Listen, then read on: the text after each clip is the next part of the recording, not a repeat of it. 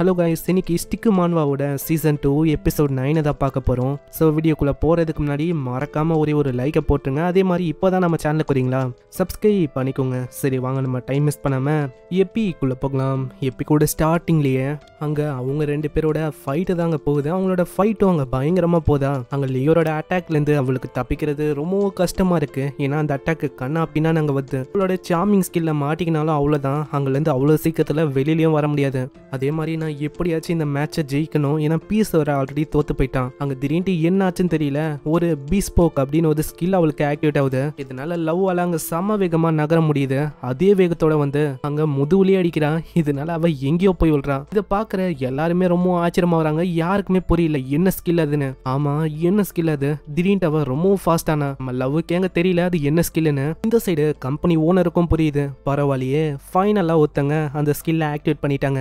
அதாவது நான் தான் இந்த புது ஸ்கில் எல்லாம் சிஸ்டம் வழியா சீசன் 2 குரோனோ லைஃப்ல இம்ப்ளான் பண்ணினேன். அட, இந்த பீஸ்போக் அந்த ஸ்கில்ல நீங்களா போட்டீங்க? இந்த மாதிரி ஒரு ஸ்கில் இருக்குன்னு எனக்கு சுத்தமா தெரியாது. என்ன நீ சொல்ற? கம்பெனியோட டெவலப்பர்ஸ் அவங்க தான் இதை போட்டாங்க, எனக்கே தெரியாதா? நான் வெறும் மானிட்டர் பண்றவன் தான். இதுக்கப்புறம் தான் அங்க கம்பெனி ஓனரே சொல்றாரு, ஒருத்தங்களுக்கு ஒரு விதமான ஸ்கில் இருக்கும். இப்போ ஒரு மேல் கேரக்டர் ஃபீமேல் கேரக்டர்னு நம்ம எடுத்துக்கலாம். மேலால ஸ்லாஷஸ் பண்ண முடியும், இதுவே ஃபீமேலால அதை தடுக்க முடியும். இதுவே அவங்க தொடர்ந்து பண்ணுதா அவங்களோட ஸ்கில்லோட பவர்ஸ் அது வந்து அதிகரிக்கும். இந்த பீஸ்போக் இந்த ஸ்கில் என்ன பண்ணுனா அந்த பவரை இன்னமும் என்ஹான்ஸ் பண்ணிவிடும். அதே விஷயம் தான் இப்போ லவ் கொண்டு வந்திருக்கு. இப்போ அதனால தான் அவ இந்த அளவுக்கு ரொம்ப ஃபாஸ்டா மாறி இருக்கா. அவங்களோட பர்சனாலிட்டியை பொறுத்தும் அவங்க எப்படிப்பட்ட பொட்டன்ஷியலை கொண்டு இருக்காங்கன்னு பொறுத்தும் தான் அவங்களோட ஸ்கில் வந்து இதை பேஸ் பண்ணி தான் அதிகரிக்கும். இதை தான் நான் சீசன் 2ல இனோவேட் பண்ணி உள்ள நுழைச்சேன். அது இப்போ பயங்கரமா ஒர்க் ஆகுதுன்னு நினைக்கிறேன். இதே தான் நம்ம லவ்வும் இப்போ பயன்படுத்துறா. லவ்வுக்கும் புரியுது பீஸ்போக் இதை வச்சு வேகமா நகர முடியும்னு. இதையே ஒரு வாய்ப்பா கூட பயன்படுத்தலாம். இவளுக்கு இந்த ஸ்கில் எப்படி கத்திருக்கோனா, எல்லா டைமும் இவ பயங்கரமா ஓடுவா, மாஸ்டர்ஸையும் அட்டாக் பண்ணுவா. அதனால தான் இவளுக்கு இந்த மாதிரி ஒரு ஸ்கில் கிடைச்சிருக்கு. ஆனா ஏதோ ஒண்ணு, இதனாலேயே என்னால ஜெயிக்க முடியும்னு நினைக்கிறேன். இந்த ஸ்கில்ல வச்சு நான் எப்படியாச்சும் ஜெயிக்கணும். அங்க ஆக்டிவேட் பண்ணி விடுறாளா, சம வேகமா நகர முடியுது. நம்ம லுயரால அங்க பார்க்க முடியல எங்க போறான்னு. நான் லவ்வோட வேகம் அந்த அளவுக்கு இருக்கு. லவ்வும் திடீர்னு வந்து ஃபாலிங் டிராகன் ஸ்ட்ரைக்னு ஒரு ஸ்ட்ரைக்கை கொடுக்குறா. இதனால ஒரு பயங்கரமான அட்டாக் நடக்குது. எல்லாருமே ரொம்ப ஷாக் ஆகுறாங்க. பாத்தீங்களா எல்லாருமே, லவ்வோட பயங்கரமான பவர் அது. அங்க திடீர்னு லுயரும் விட்டு கொடுக்காம அவளோட ரோப்ஸை வச்சு பயங்கரமா தாக்குறா. அது அங்கேயும் இங்கேயும் போகுதா. அந்த ஸ்கில் இன்னமும் லென்த் அதிகரிக்குது. இதனால எல்லாருமே பயந்து போயிடறாங்க, அது வந்து நம்ம மேல பற்றுமோன்னு. ஆனா அப்படிலாம் அங்க எதுவும் ஆகல. ஏன்னா அங்க ஒரு ப்ரொடெக்டிவான பேரியர் இருக்கு. மக்களே யாருமே பயப்பட வேணாம், நான் இருக்கிற வரைக்கும் உங்க மேல படாது. ஏன்னா இங்க ஒரு பேரியர் இருக்கு. இவ வந்து ஒரு பாஸ் மாஸ்டரா இருக்கா. இதே மாதிரி போச்சுன்னா கஷ்டம் தான். இதே மாதிரி போயிருந்தா கண்டிப்பா இவ்வளவு என்னால தோக்கடிக்க முடியாது. நான் பீஸ் அப்படி இல்ல, ஒரே அடியில நம்ம லுயரை முடிச்சிட்டான். ஆனா என்கிட்ட வேற வழி இல்லாத மாதிரி தான் தெரியுது. நானும் அந்த சீக்ரெட் வெப்பன் அதுதான் பயன்படுத்தணும்னு நினைக்கிறேன். நான் வந்து அதை இதுக்கப்புறம் ஒரு பேட்டில் பயன்படுத்தலாம்னு நினைச்சேன். ஆனா இப்போ எனக்கு வேற வழி இல்லை. பீஸும் ஃப்ரண்ட் லைன் மேட்ச்ல தோத்துட்டான். இப்போ நாங்க ஜெயிக்கலன்னா அவ்வளவுதான். அது வந்து ஒரு பெரிய சுமையா இருக்கும். அதனால நான் விரும்பல. Skill activate demon god descendant அப்படின்னு சொல்ல அங்க ஒரு பயங்கரமான ஒளி வந்து அங்க டீமன் காடோட ஸ்கில் ஆக்டிவேட் ஆகுது. அங்க அவளோட புது ஃபார்முக்கு போகல. அந்த ஒளியை பார்த்து அவளோட அழகை பார்த்தோம் எல்லாருமே மயங்கி போறாங்க. ஏன்னா லவ் அவ்வளோ அழகா இருக்கா. அவளோட டிவினிட்டி ஆஃப் டீமன் அதை வச்சு அங்க தாக்குறா. இந்த சைடு தேவ்ஸ் அவன் பயங்கரமா கத்திக்கின்னு அடிக்கிறான். குர்ரா, அந்த ஸ்டிக் எனக்கு வேணும்டா. குர்ரா,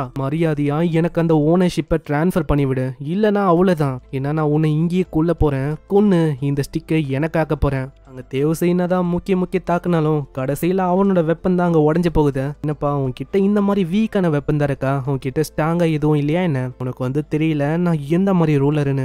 என்கிட்ட இது ஒண்டி இல்ல.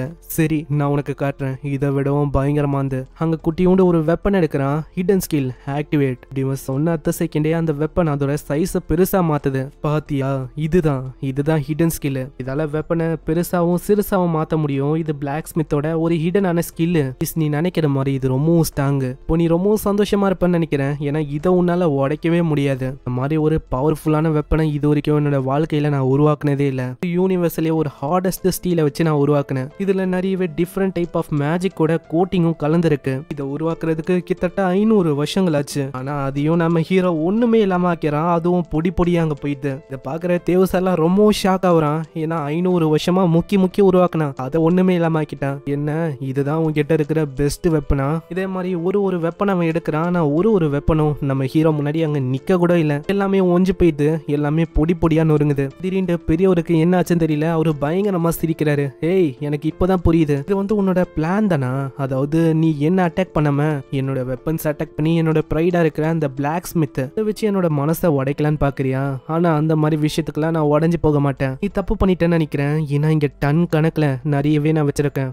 ஒரு வெப்பனையும் உன்னால உடைக்க முடியாது. அதே மாதிரி ஃபார் எக்ஸாம்பிளுக்கு உனக்கு ஒரு விஷயத்தையும் சொல்றேன். என்னன்னா, நீ வந்து ஒரு வெப்பனை வச்சு என் கூட பேட்டில் இடும் போது ஒரு வெப்பன் இன்னொரு வெப்பனை தாக்கும். அதனால என்ன ஆகும் தெரியுமா? அதோட டியூரபிலிட்டி அது கொஞ்சமா கம்மியாகும். அது உனக்கு தெரியுதாடா முட்டாளு?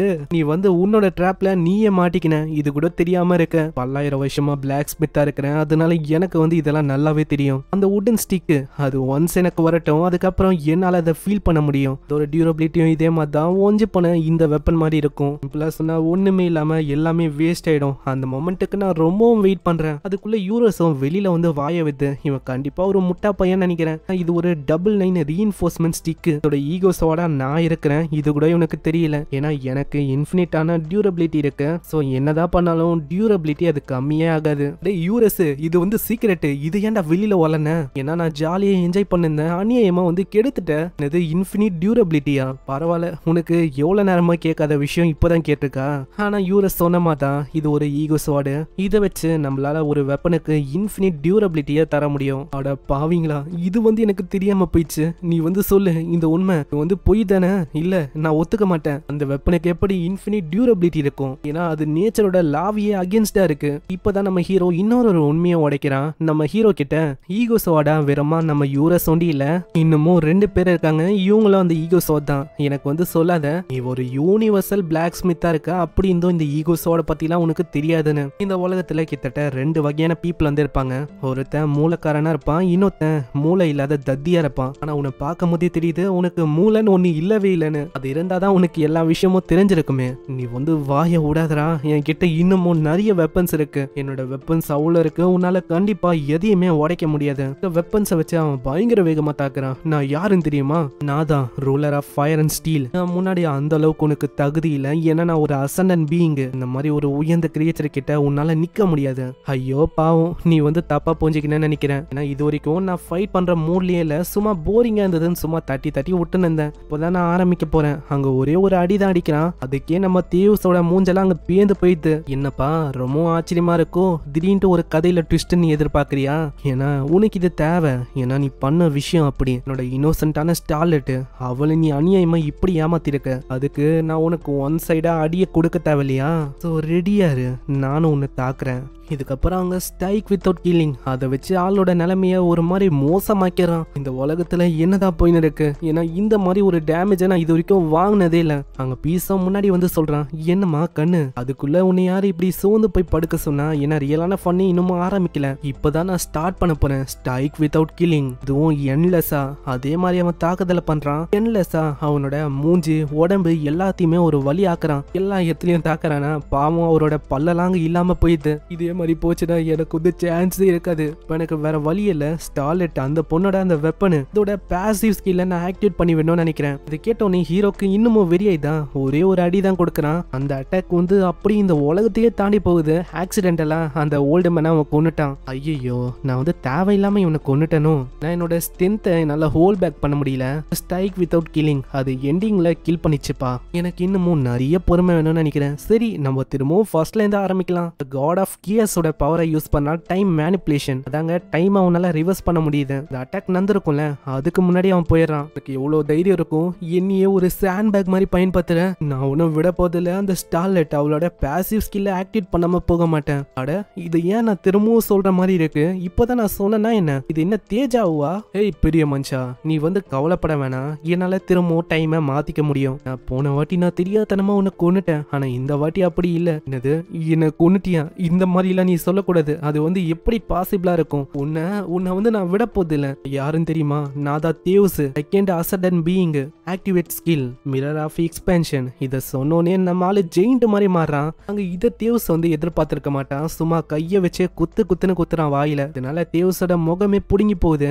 என்ன அதுக்குள்ள நீ ஓடலான்னு பாக்குறியா? இன்னமும் விஷயம் முடியல. அங்க ஓங்கி மூஞ்சிலேயே ஒண்ணு விடுறான். என்ன இப்போதான் நான் ஸ்டார்ட் பண்றேன். இன்னமும் நிறைய விஷயம் கூட பண்ணணும். அதனால நான் ஒரு வாட்டி அறையும் போதும் நீ கவுண்ட் பண்ணணும். உனக்கு புரியுதா? ஏய், நான் என்ன சொன்ன உனக்கு கேட்கலையா என்ன? நீ கவுண்ட் பண்ணணும். அங்க இதே மாதிரி ஒரு வாட்டி அவன் அடிக்கிறான். 1 2 3. இதே மாதிரி அங்க ஒரு வாட்டி அடிக்கும் போதெல்லாம் அவன் சொன்னாங்க விஷயம் ஞாபகம் வருது. அவனுக்கு இப்பதான் புரியுது எவ்வளவு பெரிய தப்பு பண்ணிருக்கான்னு. இதே மாதிரி கவுண்டிங் 40 கிட்ட வருது. ஒரு கட்டத்துல அவனால முடியல. எப்பா பீஸ், என்னால முடியல, தயவு செஞ்சு இதை நிறுத்துறியா? நான் கெஞ்சி கேட்கறேன். அந்த ஸ்டார்லெட்டோட அந்த ஸ்கில், அந்த பாசிவ் ஸ்கில்லை நான் டீஆக்டிவேட் பண்ணிடுறேன். சரி, இந்த மாதிரி உன்னை கொல்றதுல எந்த விதமான அர்த்தமும் இருக்காது. அந்த பாஸ் மாஸ்டருக்கான அந்த சிஸ்டம் அது வந்து போயிடுச்சு. இப்ப கொன்னாலும் எந்த விதமான பிரயோஜனமும் இல்ல. ஆனா ஒரு விஷயம், திரும்பவும் ஏதாச்சும் கோக்குமாக்குத்தனமா பண்ண பார்த்த அவ்வளவுதான். உங்க எல்லாரையுமே நான் வந்து விட போதில்ல. உங்களோட பிளேஸ் அது வந்து எங்க இருக்குன்னு உங்களுக்கு தெரியணும். பரவாயில்ல, இவன் வந்து ரொம்ப இன்ட்ரெஸ்டிங்கான கேரக்டரா இருக்கான். இந்த மெசேஜ் அது வந்து அவனுக்கு கொண்டு இல்ல, நம்ம எல்லாருக்கும் தான். இவங்க எல்லாம் யாரு? அங்க வந்து வித்தியாசமா நிறைய பேரை காட்டுறாங்க. இவங்கெல்லாம் யாரு என்னன்னே தெரியல. இவன் வந்து டைரக்டா நம்ம கூடயே பேசுறான்ப்பா. நம்ம எல்லாம் அசண்ட் பீயிங்.